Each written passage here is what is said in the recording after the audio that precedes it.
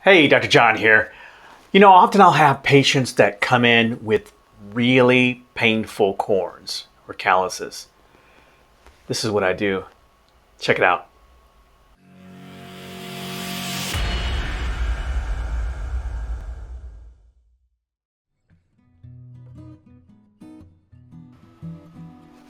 So here's a patient who has a really contracted toe that started causing her to really walk on the tip of her toe.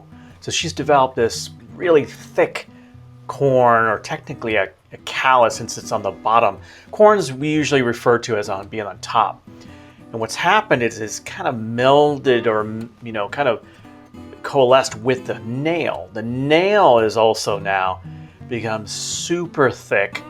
It really starts to get what we call micro damaged and micro trauma. So now I'm taking a double action nail nipper and really just trying to reduce that nail all the way down to where it's thin and it's not bothering her.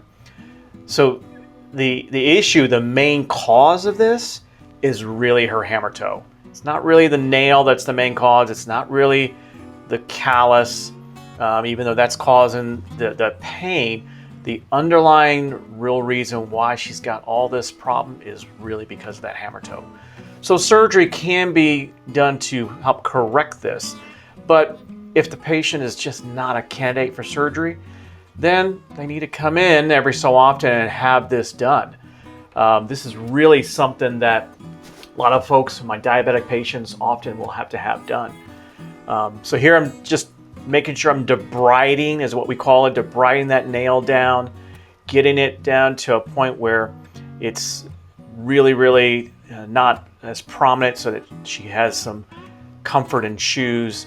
And we've already gotten the callus down. We don't want to go too far. We don't want to make her bleed, but this is something that we want to make sure that it's reduced enough. Now I'm taking a rotary burr, and a lot of y'all are thinking, "Hey, I've got that in my tool shop. It's a Dremel." Well, it is almost very similar to a Dremel. It's a medical grade burr, but this burr allows me to smooth down all of those edges of that nail and that callus so that there's no snags when she puts on her stockings. And really, that's what allows us to get a good result here.